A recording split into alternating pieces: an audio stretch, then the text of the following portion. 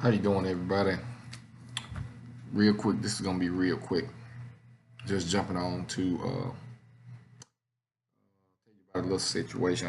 I was on a blog, and a lady asked, "Why in the parable of the Good Samaritan did Christ use a Levite and a priest? Aren't they the same?" I said, I can answer this question, but I can't answer it only using this. I gotta use this. See, like I've been telling people, there's some information that's in that book that's not in here that we need to know when we read the New Testament. Some things happened during the Grecian captivity.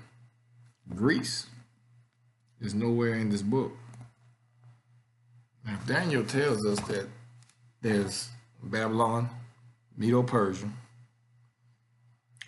Greece, and then Rome. Where's Greece? Greece is nowhere in here. So, but if you jump in this book here and you go to Second Maccabees, listen to me, let me give it to you so you can look it up. Second Maccabees, chapter 4. You'll see, now this here, let me show you something.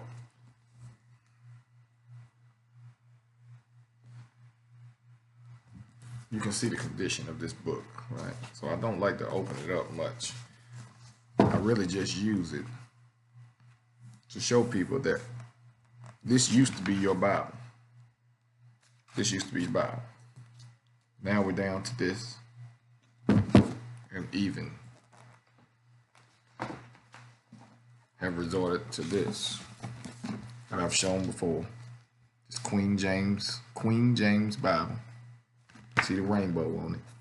You know what it is. But anyway, how they're taking the information out of the Bibles. They're changing them to fit a certain doctrine. This is what you used to have. So if you only have this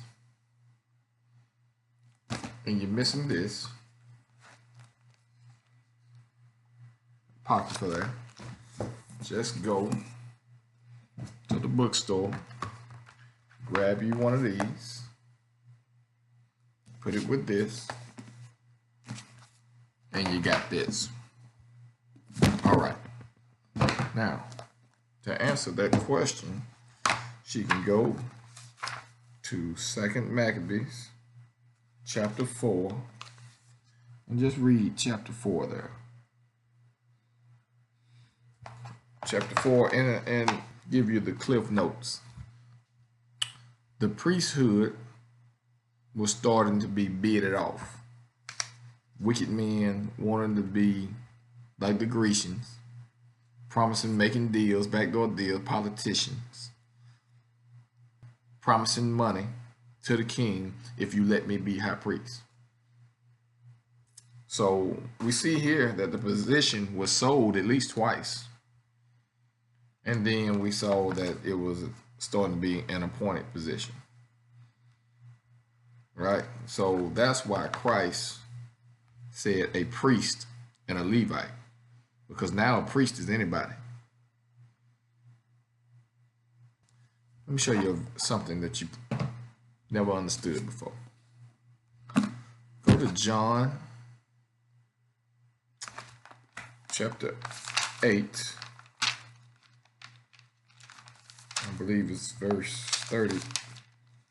Start at 33. I'm sorry. Let's start at 31.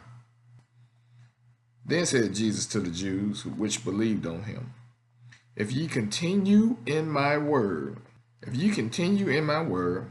then are ye my disciples indeed.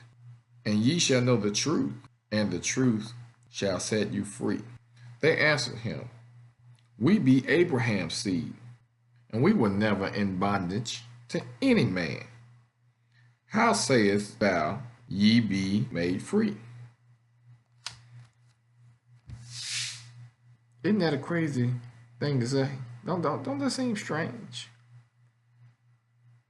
That he's speaking to the Pharisees, who are the religious leaders. You think they be the Levites, but they're not. But isn't it strange for them to say that we've never been in bondage? I always wonder, what does that mean? Well, you don't know unless you have this. Then you understand. Let's go down. Go down to. Let's go to 41. And this is Christ, and he says, "Ye do the deeds of your father." Then said unto him, We be not born of fornication. We have one Father, even God. See, that they're saying that they had already said Abraham is our father. So he said, Christ said, you do the deeds of your father. Say, we're not born of fornication. Abraham's our father. Jesus said unto him, If God were your father, ye would love me. For I proceeded forth and came from God. Neither came I of myself, but he sent me. Why do you not understand my speech? Even because ye cannot hear my word. Cannot hear my word. Ye are of your father the devil, and the lust of your father ye will do. He was a murderer in the beginning, and abode not in the truth, because there is no truth in him. When he speaketh a lie, he speaketh of his own, for he is a liar and the father of it. He's telling these men who are of Abraham. He didn't say you weren't of Abraham. That ye are of your father the devil. Who is he talking to? They're not Levites. These are Edomites who have bought their way or been appointed as high priests and Pharisees, the religious rulers of the time. Now, take that knowledge and go back and read the Gospels. Read them again and see, don't you get a better understanding? When Christ was born, who was king? King Herod and the Edomite.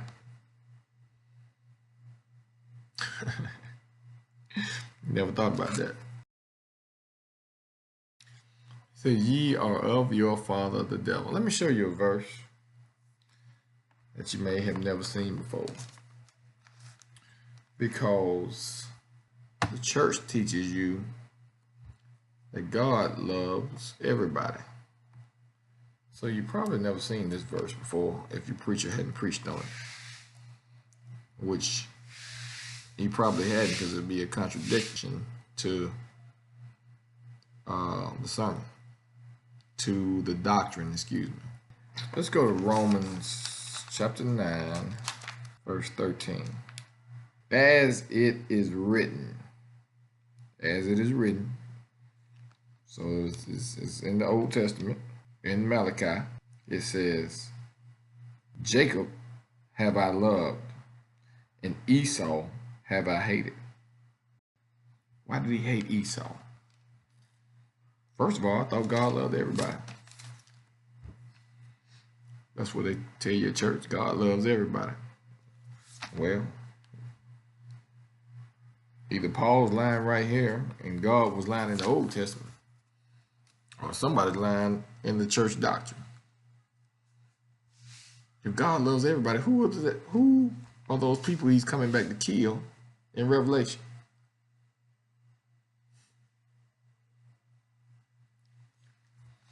Anyway,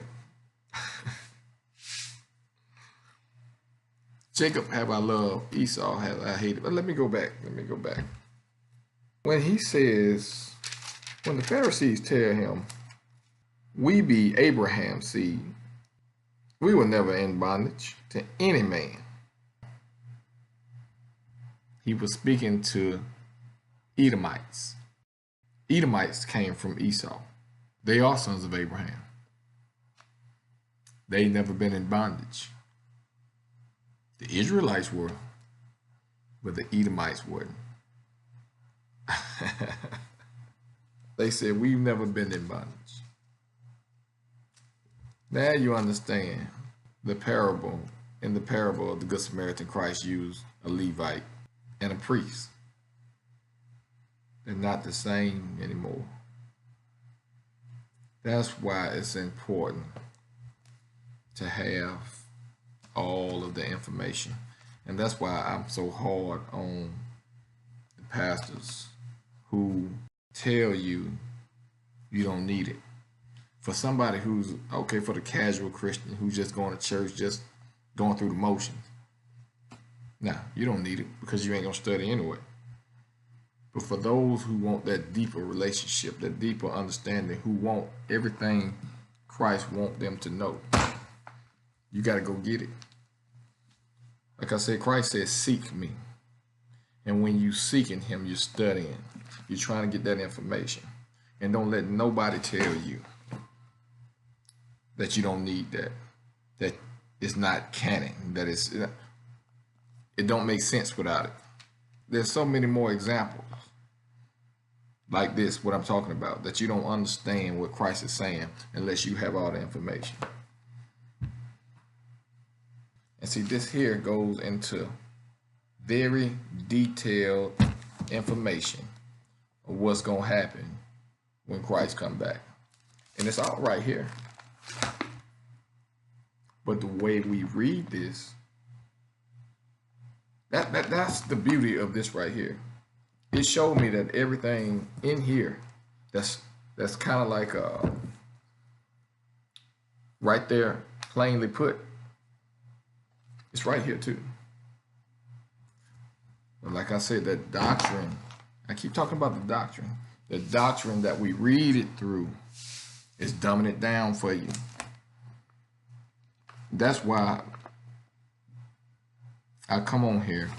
I try to come on here once a week and give clarity to some of this stuff. You might not agree with everything I'm saying, but you can't disagree that I'm coming from the word and giving the understanding of it.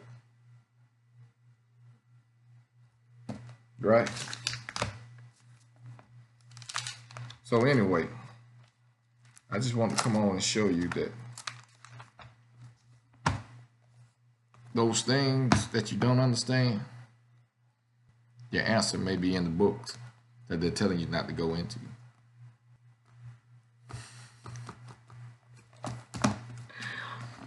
That's enough for today. You have any questions, hit me up. My number is 731-499-1071. Send me a text. Respond to this video.